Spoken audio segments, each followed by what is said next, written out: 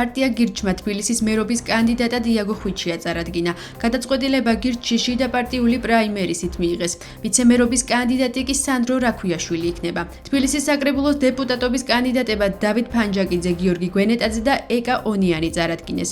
პარტიაში ამბობენ, რომ დედაქალაქის სამი მთავარი პრობლემა სატრანსპორტო პოლიტიკა, უკონტროლო მშენებლობები და არასაჭირო რეგულაციებია. მათივე თქმით, თბილისს აქვს შანსი ამიერკავკასიის ეკონომიკურ ცენტრად იქცეს და ამ საკითხზე აქტიურად იმუშავებენ. იაგო ხვიჩიას მერობის კანდიდატად წარდგენას ქართულ ოცნებაში ეხმაურებიან. გია ვოლსკის თქმით, ხვიჩიამ ღირსეული ოპონირების გზა აირჩია, თუმცა წინა საარჩევნო დაპირებების შესასრულებლად შესაბამისი რესურსი არ აქვს. ჩვენ ბოლო პერიოდში შევეჩვიეთ არჩევნებს, სადაც პოლიტიკოსები არაფერს არ პირდებიან ამ მომრჩევლებს და ჩვენ ვართ ხალხი, რომელიც პირდება, რომ ამ ქალაქიდან ვაქცევთ ამ ქალაქს ვაქცევთ ამიერკავკასიის ეკონომიკურ ცენტრად.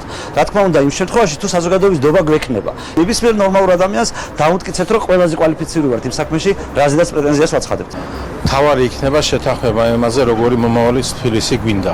თბილისელებს უპირველეს ყოვლისა. ამ შეთანხმების მერე უნდა ვიფიქროთ იმაზე, როგორ გავაკეთოთ ის, რისი მიღწევაც გვინდა. როგორ წარმოგვიდგენია მომავლის თბილისი, არ გავაკეთოთ ისეთი რაღაცეები დღეს, რაც გამოუსწორებელი იქნება ხვალ.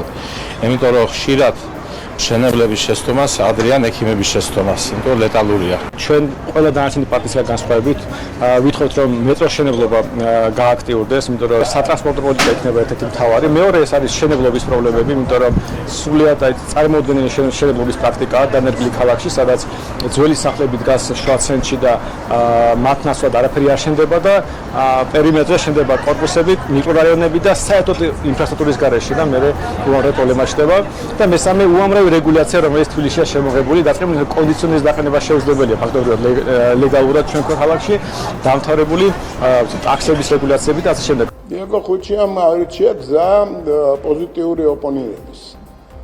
ლაპარაკობს პროგრამაზე, ლაპარაკობს ხედვებზე, მაგრამ რეალურად ამის განხორციელების რესურსი არ გააჩნია, თორემ ოპოზიცია სწორედაც ასეთ კონკურენციაში უნდა შედიოდეს უმრავლესობასთან. არა მარტო ინტელექტუალურ რესურსზეა ლაპარაკი რა, იმიტომ რომ საზოგადოებაში სხვა აფასეულობებიც არის დღის წესრიგში, რომლითაც მათთვის მიუღებელია გირჩის გარკვეული ხედვები.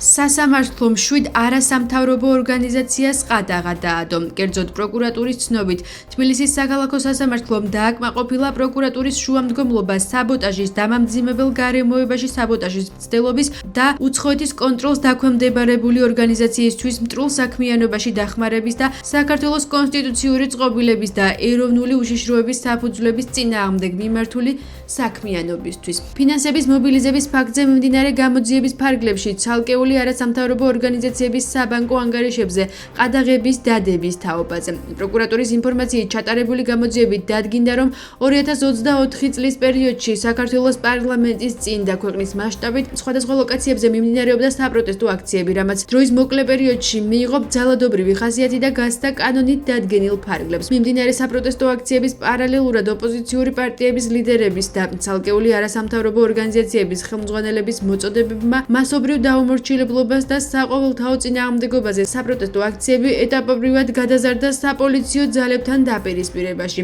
რასაც მიზანმიმართული ხასიათი ჰქონდა. მათივე თქმით, ვინაიდან მითითებული არასამთავრობო ორგანიზაციების საქმიანობა გასცდა მათივე წესდებით განსაზღვრულ მიზნებს და მიღებული ფინანსების მნიშვნელოვანი ნაწილი მოახმარეს კანონსაწინააღმდეგო ქმედებების დაფინანსებას, სასამართლოს განჩინების საფუძველზე 27 აგვისტოს ყადაღა დაედო აღნიშნული ორგანიზაციების საბანკო ანგარიშებს, რისაც შეიზღუდა ფულადი სახსრების შემდგომი არამიზნობრივი განკარგვა. მიმდინარე საპროტესტო აქციების პარალელურად ოპოზიციური პარტიების ლიდერების და ცალკეული არასამთავრობო ორგანიზაციის ხელმძღვანელების მოწოდებებმა მასობრივ დაუმორჩილებლობასა და საყოველთაო წინააღმდეგობაზე საპროტესტო აქციები ეტაპობრივად გადაზარდა საპოლიციო ძალებთან დაპირისპირებაში, რასაც მიზანმიმართული ხასიათი ჰქონდა. არასამთავრობო ორგანიზაციების საქმიანობა გასცდა მათივე წესდებით განსაზღვრულ მიზნებს და მიღებული ფინანსების მნიშვნელოვანი ნაწილი მოახმარეს კანონსაწინააღმდეგო ქმედებების დაფინანსებას. სასამართლოს განჩინების საფუძველზე 27 აგვისტოს ყადაღა დაედო აღნიშნული ორგანიზაციების საბანკო ანგარიშებს. სასამართლოს გადაწყვეტილებას, რომ 7 არასამთავრობო ორგანიზაციას ყადაღა დაადო, ქართულ პოლიტიკურ სპექტრში ეხმაურებიან. ოპოზიციის თქმით, აღნიშნული გადაწყვეტილება ქვეყნის საგარეო პოლიტიკაზე უარყოფითად აისახება და საქართველოს დასავლურ კურსს კიდევ უფრო დაშორდება. მმართველი გუნდი კი სასამართლოს გადაწყვეტილებას ეთანხმება და აღნიშნავს, რომ არასამთავრობო ორგანიზაციები საკუთარ თანხებს კანონის საწინააღმდეგოდ იყენებდნენ. საქართველოს პროკურატურამ არასამთავრობო ორგანიზაციების მიმართ დაიწყო ზუსტად იმ რეპრესიული ზომების გატარება, რასთან დაკავშირებითაც გუშინ გააფრთხილეს, რომ არ მომხდარიყო მსგავსი ნაბიჯების გადადგმა. სწორედ ბიძინა ივანიშვილი ასანქცირებს 4 მილიონ ქართველს, გვართმევს უვიზო მიმოსვლის შესაძლებლობას და ეს ცდება მხოლოდ ამ საკითხს.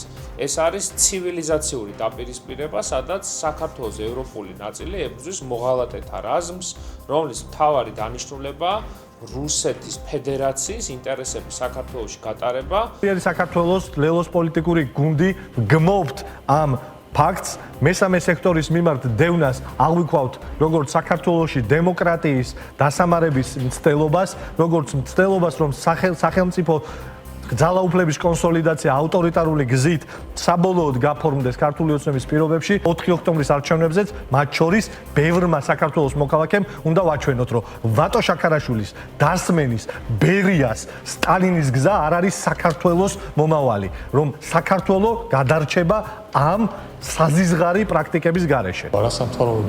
სამთავროების უდიდესი ნაწილი ზოგიერთ არჩევნებს აკვირდებოდა და დემოკრატიულ სტრუქტურებში რაღაც ზოგს დიდი, ზოგს ნაკლები წვრილი ყოველს შექონდა და არ გვიგურს, რომ არასამთავროების დღეს ყადაღაადებთ, შეიძლება მალე მედიებსაც დაედოთ ყადაღა და ქართული ოცნების მიზანი, თვითმიზანი არის. ანტიკორუფციულმა ბიურომ მიიღო ის გადაწყვეტილება, რაც კანონში უწერია. ყადაღა უნდა დაედოს ყველაფერს, რაც არ არის გამჭვირვალე. რამოდენიმე თვე ამოწმებდნენ ჩემი და ჩემი კოლეგების ანგარიშებს. საბანკო ამონაწერებს, სად რა გადაერიცხა, რა ჩამოერიცხა და რა თანხის შესაბამისობაში არის თუ არა ეს თანხა იმ ქონებასთან, რომელიც ჩვენ გაგვაჩნია. არც ერთი პარამეტრით არასამთავრობო ორგანიზაციების მაჩვენებლები არ არის მისაღები და შესაბამისობაში არ არის მოყვანილი იმ კანონთან, რომელიც საქართველოში არსებობს. არასამთავრობო ორგანიზაციებმა თბილისის საქალაქო სასამართლოს ანტიკორუფციული ბიუროს წინააღმდეგ სარჩელით მიმართეს. არასამთავრობო ორგანიზაციები ანტიკორუფციული ბიუროს ხელმძღვანელის რაჟდენ კუპრაშვილის 31 მაისის ბრძანების ბათილად ცნობას ითხოვენ, რომლის საფუძველზეც მათ მიმართ მოკვლევა მიმდინარეობს. როგორც დღეს გამართულ ერთობლივ ბრიფინგზე სამოქალაქო საზოგადოების ფონდის სამართლებრივმა მრჩეველმა გიორგი ბურჯანაძემ განაცხადა, 31 მაისის ბრძანებით რაჟდენ კუპრაშვილმა საკუთარ თავს და ანტიკორუფციულ ბიუროს იმაზე მეტი უფლებამოსილება მიანიჭა, ვიდრე ეს უცხოეთის აგენტების რეგისტრაციის აქტით არის განსაზღვრული. მისივე თქმით, აღნიშნული იწვევს ქართველი ხალხის ინტერესების სასარგებლოდ მომუშავე ორგანიზაციების უფლებების დარღვევას. ისინი თბილისის საქალაქო სასამართლოსგან ითხოვენ 2025 წლის 31 მაისის ბრძანების ცალკეული დებულებების ბათილად გამოცხადებას ზოგადი ადმინისტრაციული კოდექსის საფუძველზე მათი უკანონობის გამო. რაჟდენ კუპრაშვილმა თავის თავს და ანტიკორუფციულ ბიუროს დაუდგინა იმაზე მეტი უფლებამოსილება, ვიდრე ეს განსაზღვრულია უცხოეთის აგენტის რეგისტრაციის აქტში. ამ უფლებამოსილებებით მან მიიღო, ესე ვთქვათ, დაიდგინა უფლებამოსილება, რომ დაიწყოს ეგრეთ წოდებული მოკვლევა, დაადოს ყადაღა ორგანიზაციებს განახორციელოს ინსპექტირება. დარღვევას წარმოადგენს აღნიშნული, იმიტომ რომ ამ ორგანიზაციების უფლებები იზღუდება ისეთი აქტის საფუძველზე, რომელსაც არ აქვს შესაბამისი საკანონმდებლო საფუძველი. ეს წარმოადგენს უფლებების დარღვევის ცალკე აღებულ საფუძველს და სწორედ ამიტომ მივმართავთ ჩვენ საქალაქო სასამართლოს და ვითხოვთ შესაბამის დასკვნას. საქართველოს კანონზე უცხოური აგენტების რეგისტრაციის აქტი ევროპის საბჭოს ექსპერტთა ჯგუფის მიერ გამოქვეყნებული განცხადება შეფასებების საკითხია ქართულ პოლიტიკურ სპექტრში.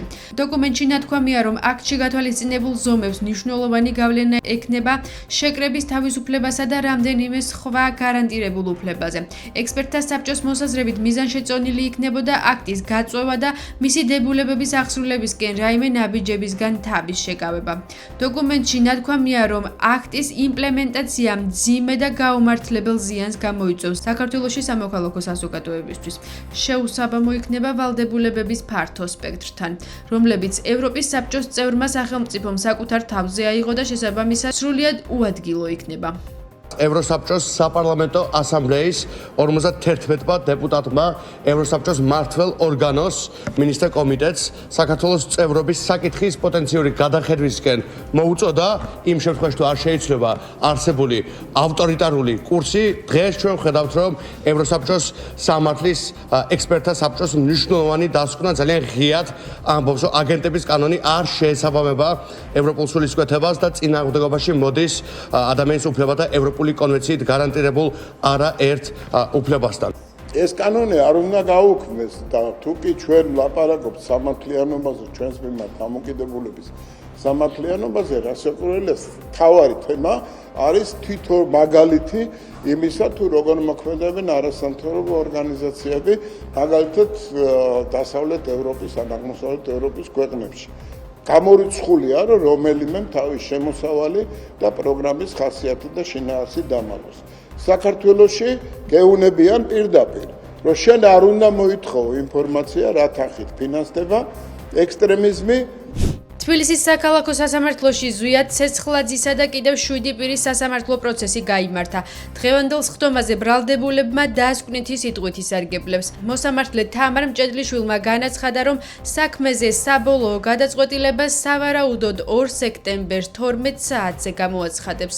საპროტესტო აქციებზე დაკავებულებიდან 3 ზვიად ცეცხლაძეს, ვეფხია კასრაძესა და ვასილ კაძელაშვილს გუფური ძალადობის ორგანიზებასა და ხელმძღვანელობას ედავებიან. მათ 6-დან 9 წლამდე თავისუფლების აღკვეთა ემუქრებათ. ბრალდებულებიდან 5-ს გიორგი გორგაძეს, ირაკლი მიმინოშვილს, ინსაფ ალიევს, თორნიკე გოშაძეს და ნიკოლოზ ჯავახიშვილს ჯგუფურ ძალადობაში მონაწილეობას ედავებიან. მათ 4-დან 6 წლამდე თავისუფლების აღკვეთა ემუქრებათ.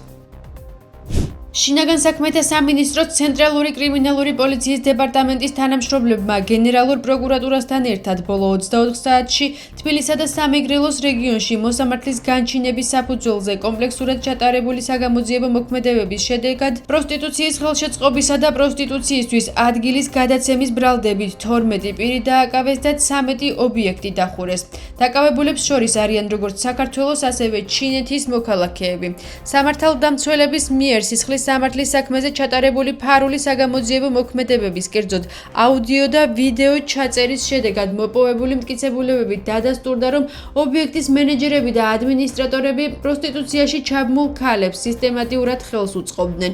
კერძოდ მათ თბილისში მარჯანიშვილის აღმაშენებლის დადიანისა და წინამძღვრიშვილის ქუჩებზე მდებარე ობიექტებში ფართებს გარკვეული თანხის სანაცვლოდ გადასცემდნენ. ასევე დგინდება, რომ აღნიშნული ობიექტების ძირითად შემოსავალს პროსტიტუციის ხელშეწყობის შედეგად მიღებული თანხა წარმოადგენდა. სამართალდამცველებმა ჩატარებული ჩხრეკის შედეგად სავარაუდოდ პროსტიტუციის ხელშეწყობის შედეგად მიღებული ფული ნივთმტკიცება დამოიღეს.